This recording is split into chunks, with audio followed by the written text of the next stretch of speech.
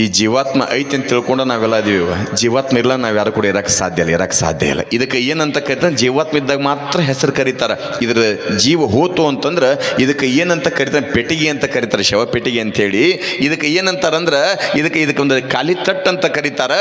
ಇದಕ್ಕೆ ಏನಂತಾರಂದ್ರೆ ಮಣ್ಣಿನ ಕಾಯಿ ಮಣ್ಣಿಗೆ ಹೋತ ಅಂತಾರ.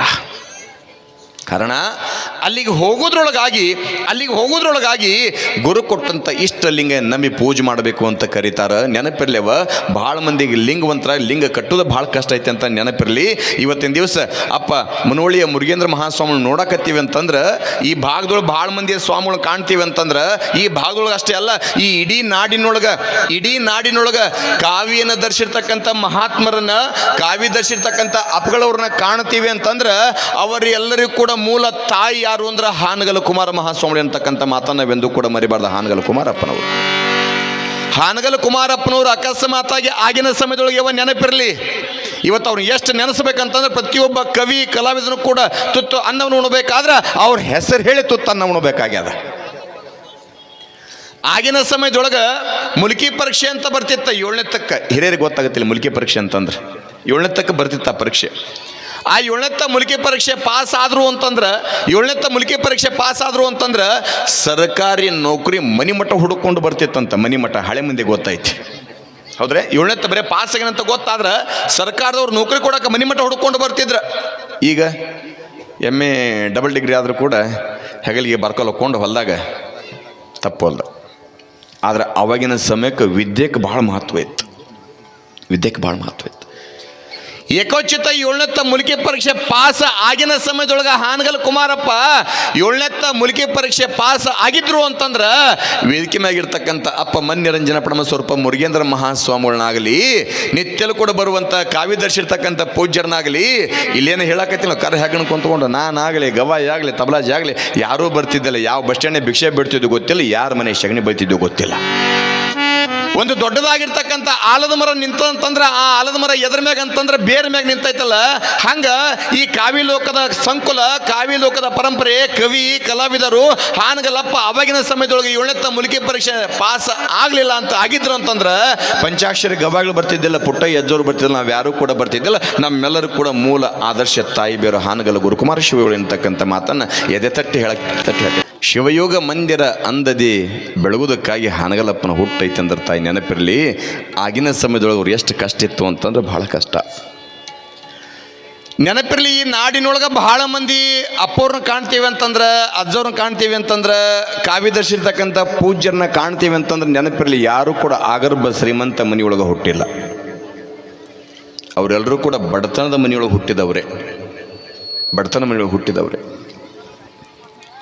ಹಾನಗಲ್ಲಪ್ಪ ಆಗಿನ ಸಮಯದೊಳಗೆ ಜೋಯಿಸರ ಹರಳಹಳ್ಳಿ, ಹಾವೇರಿ ಜಿಲ್ಲೆಯೊಳಗೆ ಬರ್ತಕ್ಕಂಥ ಜೋಯಿಸರ ಹರಳಹಳ್ಳಿ, ಆ ಜೋಯಿಸರ ಹರಳಹಳ್ಳಿಯೊಳಗೆ ಬಸಯ್ಯ ಮತ್ತು ನೀಲಮ್ಮ ಎಂತಕ್ಕಂಥ ಪುಣ್ಯ ದಂಪತಿಗಳು,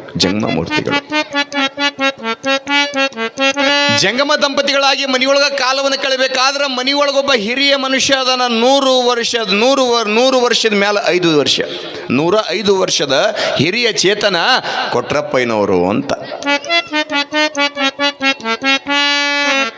ಮನೆಯೊಳಗ ಆನಂದವಾಗಿರ್ತಕ್ಕಂಥ ಕೃಷಿಯ ಕಾಯಕವನ್ನು ಮಾಡ್ತಾ ತಮ್ಮ ಜಂಗಮ ಪರಂಪರೆ ಏನದ ಕೈಯೊಳಗೆ ಜೋಳಿಗೆ ಹಿಡ್ಕೊಂಡು ಮನೆಗೆ ಜಂಗಮ ಮೂರ್ತಿ ಬರ್ತಾನಂತಂದ್ರೆ ತಾಯಿ ಆತನಿಗೆ ದುಡಿಯಾಕೆ ಶಕ್ತಿ ಇಲ್ಲ ಅಂತಲ್ಲ, ಶಿವ ಕೊಟ್ಟಂಥ ಕಾಯಕ ಅದ.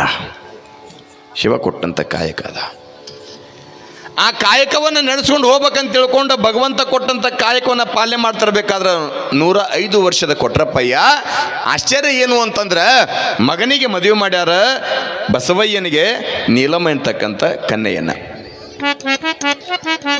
ಮದುವೆ ಮಾಡಿ ಯಾವಾಗ ಗಂಡ ಹೆಂಡತಿ ತಮ್ಮ ಕಾಯಕವನ್ನು ಮಾಡ್ತಾ, ಕೃಷಿ ಕಾಯಕವನ್ನು ಮಾಡ್ತಾ ನಿತ್ಯಲೂ ಕೂಡ ಬದುಕು ಮಾಡುವಂಥ ಸುಸಂದರ್ಭ.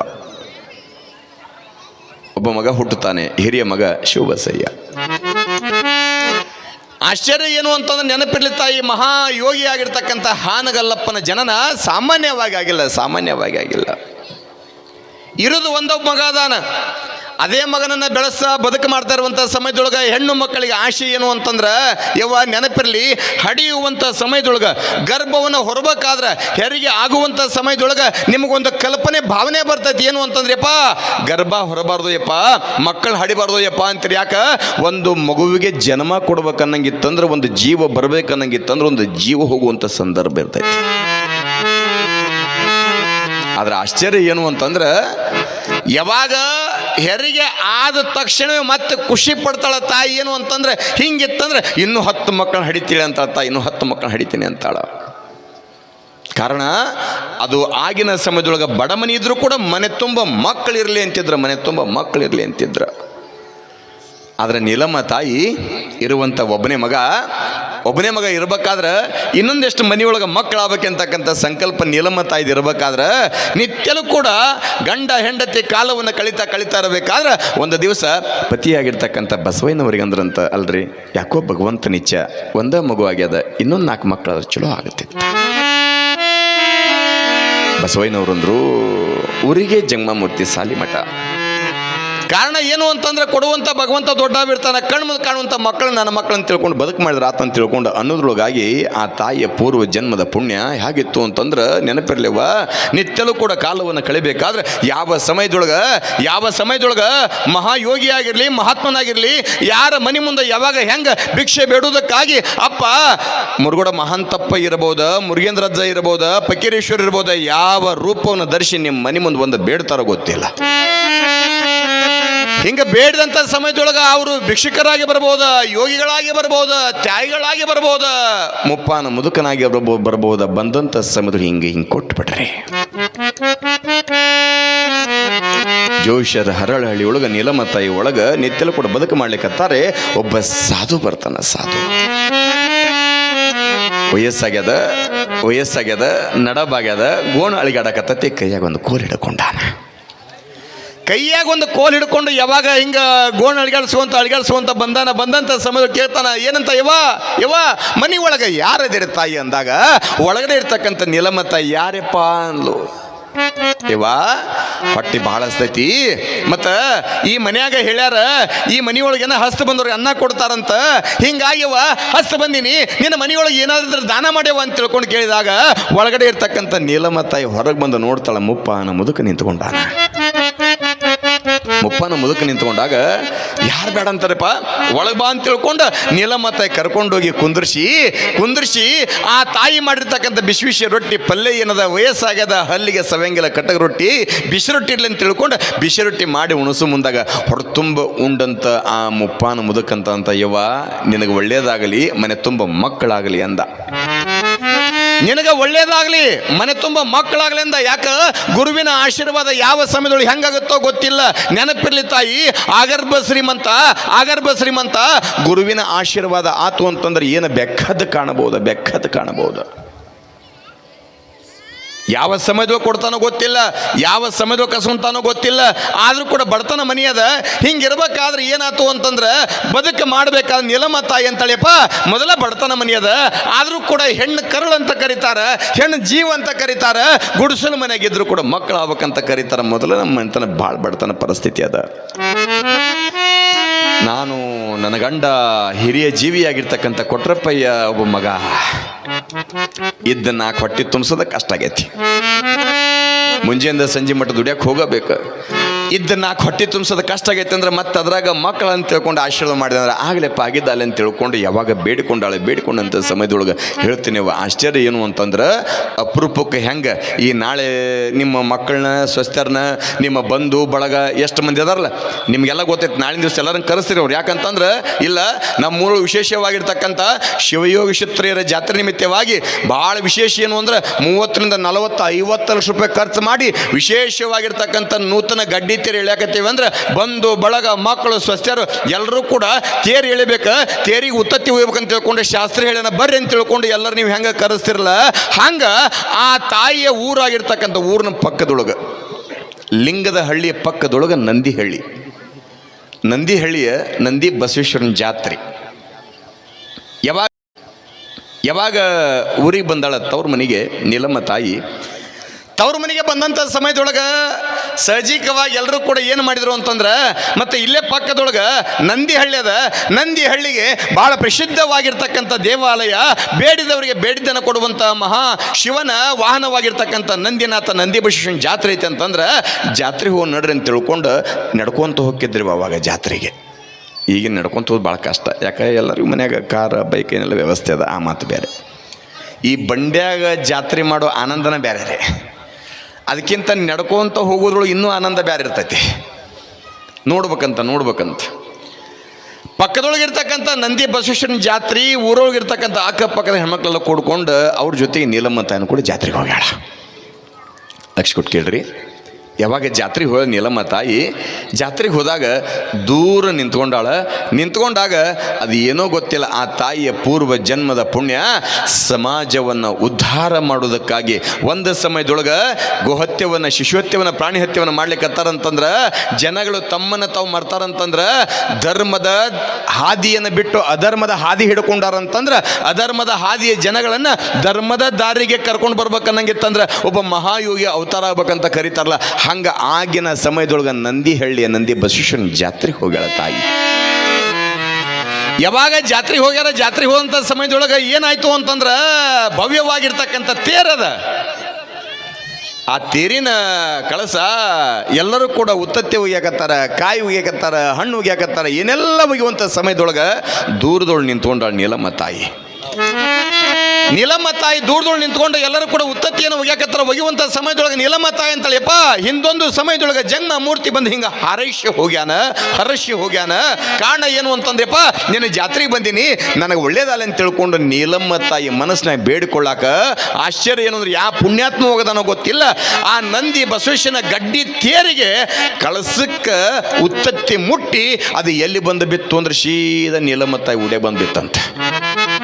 ನೋಡ್ರಿ ಎಂಥ ಪುಣ್ಯ ಅದ. ನಂದಿ ಬಸವೇಶ್ವರನ ಜಾತ್ರೆ ಭವ್ಯವಾಗಿರ್ತಕ್ಕಂಥ ಗಡ್ಡಿ ತೇರ, ಆ ಕಳಸಕ್ಕೆ ಮುಟ್ಟಿರ್ತಕ್ಕಂಥ ಉತ್ತತ್ತಿ ಶೀದ ಬಂದ ಯಾವಾಗ ನೀಲಮ್ಮ ತಾಯಿ ಉಡಿಯೊಳಗೆ ಬಿದ್ದಂಥ ಸಮಯದೊಳಗೆ ಒಂದು ಕ್ಷಣ ಏನಾಯ್ತು ಅಂತಂದ್ರೆ ಮೈಯೆಲ್ಲ ರೋಮಾಂಚನ ಆಯ್ತಂತ. ಇದೇನೋ ಗುರುವಿನ ಆಶೀರ್ವಾದ ಇರ್ಬೇಕಂತ ತಿಳ್ಕೊಂಡು ಅನ್ನೋದ್ರೊಳಗಾಗಿ ಬಂದ ಗಂಡಗೆ ಹೇಳ್ತಾಳ, ಉತ್ತತ್ತಿ ಸ್ವೀಕಾರ ಮಾಡ್ತಾರ. ಯಾವಾಗ ಗರ್ಭ ಧರಿಸ್ತಾಳ ನೀಲಮ್ಮ ತಾಯಿ, ಗರ್ಭ ಧರಿಸಿದಾಗ ಆಶ್ಚರ್ಯ ಏನು ಅಂದ್ರೆ, ಒಂದು ಕನಸು ಬಿತ್ತ ನೀಲಮ್ಮ ತಾಯಿಗೆ. ಅದು ಬೆಳಗಿನ ಜಾವ ಬ್ರಾಹ್ಮಣಿ ಮುಹೂರ್ತದೊಳಗೆ ಏನು ಕನಸು ಕಂಡ್ಲು ಅಂತಂದ್ರೆ, ಹಣೆ ತುಂಬ ಭಸ್ಮ, ಕೊಳ್ಳಗ ರುದ್ರಾಕ್ಷಿ, ಲಿಂಗ ಧರಿಸಿರ್ತಕ್ಕಂಥ ಒಬ್ಬ ಮಹಾಜಂಗಮ ಶಿವಯೋಗಿಯನ್ನು ಕನಸ್ನಾಗ ಕಂಡು ಕೇಳ್ತಾಳೆಯಪ್ಪ, ಭಾಳ ಖುಷಿ ಆಯ್ತಪ್ಪ ತಮ್ಮ ದರ್ಶನ ಆಗಿದೆ ಅಂತ ತಿಳ್ಕೊಂಡು ಅನ್ನೋದ್ರೊಳಗಾಗಿ ಆ ಜಂಗಮ ಮೂರ್ತಿ ಅಂತಾನೆ, ಯವ್ವ ಮತ್ತು ಹಿಂಗೆ ನಿನ್ನ ಉಡಿ ಒಳಗೆ ಒಂದು ಬಿಳಿಯ ದಾಸವಾಳ ಹೂವು ಕೊಡ್ತೀನಿ ಅಂತ ತಿಳ್ಕೊಂಡು ಬಿಳಿಯ ದಾಸವಾಳ ಹೂವು ಕನಸ್ನಾಗ ತಾಯಿ ಉಡಿಯಾಗಿಟ್ಟಂಗೆ ಆತ. ಯಾರಿಗೆ? ನೀಲಮ್ಮ ತಾಯಿ ಉಡಿಯಾಗ. ನೀಲಮ್ಮ ತಾಯಿ ಉಡಿಯೊಳಗೆ ಯಾವಾಗ ಬಿಳಿಯ ದಾಸವಾಳ ಹೂವು ಹಿಂಗೆ ಶಿವ ಆಶೀರ್ವಾದ ಮಾಡಿದಂಥ ಸಮಯದೊಳಗಪ್ಪ, ನನ್ನಿಂದ ಏನಪ್ಪ ನನ್ನ ಶಿವ ಏನಾಗಬೇಕು ಅನ್ನೋದ್ರೊಳಗಾಗಿ, ಯವ್ವ ನಿನಗೆ ನಾವು ಬಿಳಿ ದಾಸವಾಳ ಹೂವು ನಿನ್ನ ಉಡಿಯೊಳಗೆ ತುಂಬಿಸೀನಿ. ಕಾರಣ ಏನಂದ್ರೆ, ಈ ಸಮಾಜಕ್ಕೊಬ್ಬ ಯೋಗಿಯನ್ನು ನೀ ಕೊಡ್ಬೇಕು, ಒಬ್ಬ ತ್ಯಾಗಿಯನ್ನು ಕೊಡ್ಬೇಕು, ಒಬ್ಬ ಮಹಾ ಯತಿವರ್ಯ ಕಾವ್ಯ ಲೋಕವನ್ನು ಸೃಷ್ಟಿ ಮಾಡ್ತಕ್ಕಂಥ, ಅಂಧ ಅನಾಥ ಮಕ್ಕಳಿಗೆ ತಂದೆ ಆಗ್ತಕ್ಕಂಥ ಒಬ್ಬ ಮಹಾ ಯೋಗಿಯನ್ನು ನೀ ಈ ಭೂಮಿ ಕೊಡ್ಬೇಕಂತ ತಿಳ್ಕೊಂಡು ಆಶೀರ್ವಾದ ಮಾಡ್ತಾನೆ. ಕನಸಿನೊಳಗೆ ಆಶೀರ್ವಾದ ಮಾಡ್ತಾನೆ. ಆಗಿನ ಸಮಯದೊಳಗೆ ಬೆಳಗ್ಗೆ ಎದ್ದು ಕುಳಿ ನೋಡಿದ್ರೆ ಆ ಸಾಧುನ ಇಲ್ಲ, ಆದರೆ ಉಡಿಯೊಳಗೆ ಮಾತ್ರ ದಾಸವಾಳ ಇತ್ತಂತೆ, ಬಿಳಿ ದಾಸವಾಳ ಹೂವು. ನೋಡ್ಯವ ಎಂಥ ಕನಸು ಆ ತಾಯಿದ. ನಾವು ಕನಸು ಕಾಣ್ತೀವ್ರಿ, ನಮ್ಮ ಕನಸು ಬೇರೆ. ನಮ್ಮ ಕನಸು ಯಾವ ನನಸಾಗಲ್ಲ. ಯಾಕೆ?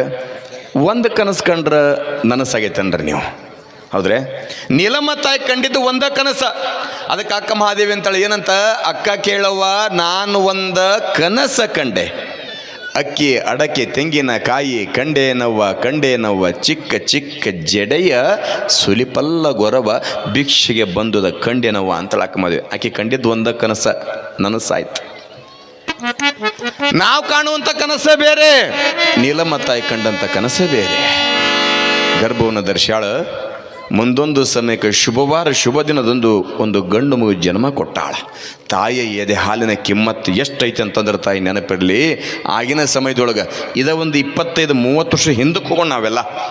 ಆವಾಗಿನ ಸಮಯದೊಳಗೆ ಡಜನ್ ಇಡ್ಲೆ ಮಕ್ಕಳು ಹಡ್ತಿದ್ದಂದ್ರೂ ಕೂಡ ಒಂದು ದಿವಸ ಕೂಡ ದವಾಖಾನೆಗೆ ಹೋದವ್ರಲ್ಲ. ತಾಯಿಯ ಎದೆ ಹಾಲನ್ನು ಉಂಡು ಬೆಳೆದವರೇ ಭಾಳ ಮಂದಿ ಅದಾರ. ಹೌದ್ರೆ?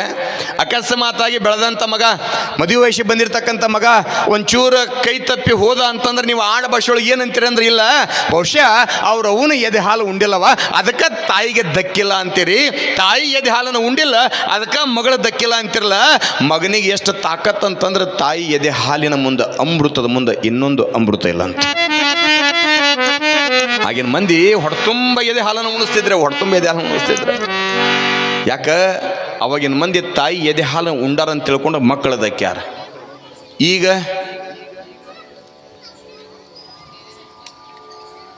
ಎಲ್ಲಿ ಎದೆ ಹಾಲನ್ನು ಉಣ್ಸಕತ್ರ ಸೌಂದರ್ಯ ಕಡಿಮೆ ಆಗತ್ತ ಬಾ, ರೂಪ ಕಡಿಮೆ ಆಗತ್ತ ಬಾ ಅಂತ ತಿಳ್ಕೊಂಡು ಅವು ಇಟ್ಟಿಟ್ಟ ಸೀದಾ ಎಲ್ಲಿ ಹೋಗ್ತೀರಿ? ಎರಗಟ್ಟಿಗೆ ಹೋಗಿ ಅಥವಾ ಬೆಳಗಾವಿಗೆ ಹೋಗಿ ಒಂದು ಚಲೋ ಬಾಟ್ಲಿ ತೊಗೊಂಬರ್ತೀರಿ. ಅದು ಡಿಸೈನ್ ಇರ್ಬೇಕು, ಹೌದಲ್ರಿ? ಹಾಲು ಕಾಶಿ 2 ಸಕ್ಕರೆ ಹಾಳು ಹಾಕಿ ಒಂದು ನಿಪ್ಪಲ್ ಹಾಕಿ ಬಾಯಿ ಕೊಟ್ಟು ಬಿಡ್ತೀರಿ. ಅದಕ್ಕೆ ಅವ್ರು ಏನಂದ್ರೆ ಮನೆಯ ಮೊದಲ ಪಾಠ ಶಾಲೆ, ಜನನಿ ತಾನೇ ಮೊದಲ ಗುರು, ಜನನಿಯಿಂದ ಪಾಠ ಕಲಿತ ಜನರೇ ಧನ್ಯರು. ನೀವು ಮಾಡಿದ ಒಂದು ತಪ್ಪ ಆಗಿನ ಸಮಯದೊಳಗೆ ರೂಪ ಕಡಿಮೆ ಆಗತ್ತಬಾ, ಸೌಂದರ್ಯ ಕಡಿಮೆ ಆಗತ್ತಬಾ ಅಂತ ತಿಳ್ಕೊಂಡು ಬಾಟ್ಲಿ ಹಾಲು ಹಾಕಿ ಏನು ಕುಡಿಸಿರಲ್ಲ. ವಿಚಾರ ಮಾಡಿರಿ. ಸಣ್ಣವಿದ್ದಾಗ ಅವು ಒಲ್ಲೆಂದ್ರೂ ಕೂಡ ಮುದ್ದಾಮ ನೀವು ಬಾಟ್ಲಿ ಕೊಟ್ಟಿರಿ, ಅವು ಒಲ್ಲೆಂದ್ರೂ ಕೂಡ ಮುದ್ದಾಮ ನಿಪ್ಪಲ್ ಹಾಕಿ ಬಾಯ ಕೊಟ್ಟಿರಿ. ಸಣ್ಣವಿದ್ದಾಗ ಸಣ್ಣ ಬಾಟ್ಲಿ ಕೊಟ್ಟಿರಿ. ಮುಂದೆ ದೊಡ್ಡವಾದ್ಮ್ಯಾಗ ಎಷ್ಟು ಜಲ್ದಿ ಗೊತ್ತಾಗತ್ತೆ ನಿಮಗೆ ಅಲ್ಲ? ಮಾಡಿದವ್ರು ಯಾರ್ರೀ? ನಾನಂಗಿಲ್ವ ಅದನ್ನ ವಿಚಾರ ಮಾಡ್ರಿ. ಆಗಿನ ಸಮಯದೊಳಗೆ ತಾಯಿ ಎದೆ ಹಾಲಿಗೆ ಇರ್ತಕ್ಕಂಥ ಕಿಮ್ಮತ್ತ. ಯಾವಾಗ ಕೂಸು ಹುಟ್ಟಿದ ತಕ್ಷಣವೇ ಕೂಸು ಅಳಕತ್ತದ. ಅಳಬೇಕಾದ್ರೆ ತಾಯಿ ಎದೆ ಹಾಲನ್ನು ಕುಡಿವಲ್ದು. ಎದೆ ಹಾಲನ್ನು ಕುಡಿತಾ ಇಲ್ಲ, ಅಳುವಂಥ ಮಗು ನಿಲ್ತಾ ಇಲ್ಲ. ಏನು ಮಾಡ್ಬೇಕಂತ ತಿಳ್ಕೊಂಡು ಹೇಳಿದಾಗ ಕೂಡಿರ್ತಕ್ಕಂಥ ಹೆಣ್ಮಕ್ಳಂದ್ರೆ ಯವ್ವ ಏನಾದ್ರೂ ಇರಿಬೇಕು ಕಡೆಕತ್ತಿರ್ಬೇಕು ನೋಡಂತಂದ್ರೆ, ಕೆಲವೊಂದಿಷ್ಟು ಮಂದಿ ಹಸಿವಾಗಿರ್ಬೇಕು ನೋಡಂತ ತಿಳ್ಕೊಂಡಂದ್ರೆ, ಕೆಲವೊಂದಿಷ್ಟು ಮಂದಿ ಗಂಡು ಕೂಸು ಹುಟ್ಟ್ಯದ ಅದ್ರಾಗ ಕಣ್ಣಿನ ದೃಷ್ಟಿ ಭಾಳ ಕೆಟ್ಟೈತಿ, ಯಾರ್ದಾದ್ರು ದೃಷ್ಟಿ ಬಿದ್ದಿರ್ಬೇಕು, ದೃಷ್ಟಿದೆ ಅಂತ ತಿಳ್ಕೊಂಡು ಅಂದವ್ರು ಯಾರೋ ಒಬ್ಬೊಬ್ಬರು ಅಂತಾರೆ. ಏನೆಲ್ಲ ಹೇಳಿದಾಗ ಅಳುವಂಥದ್ದನ್ನು ಕೂಸು ನಿಲ್ಲಿಸಲಿಲ್ಲ. ಯಾಕ? ಹುಟ್ಟಿದಾಗನೇ ತಾಯಿ ಜೊತೆಗೆ ಸಂಸ್ಕಾರಯುತವಾಗಿ ಬಂದಂಥವ್ರು. ನೀಲಮ್ಮ ತಾಯಿ ಗೊತ್ತಾಯ್ತು, ಯಾರ 100 ಮಂದಿ 100 ಮಾತು ಹೇಳ್ತಾರಂದ್ರೂ ಕೂಡ ಯಾವುದೂ ಕೂಡ ತಲೆ ಕೆಡಿಸ್ಕೋಬಾರ್ದು ಅಂತ ತಿಳ್ಕೊಂಡು ಸ್ನಾನ ಮಾಡಿ ಮಡಿಯಿಂದ ಲಿಂಗ ಪೂಜೆಯನ್ನು ಮಾಡಿ ಭಸ್ಮವನ್ನು ಧರಿಸ್ಕೊಂಡು ನಂತರ ಮಗುವಿಗೆ ಸ್ನಾನ ಮಾಡಿಸಿ ಭಸ್ಮ ಧರಿಸಿ ಮಗನಿಗೆ ಎದೆ ಹಾಲನ್ನು ಉಣ್ಸಕತ್ರ. ಆಗಿಂದಾಗ ಎದೆ ಹಾಲನ್ನು ಉಣಕತ್ನಂತ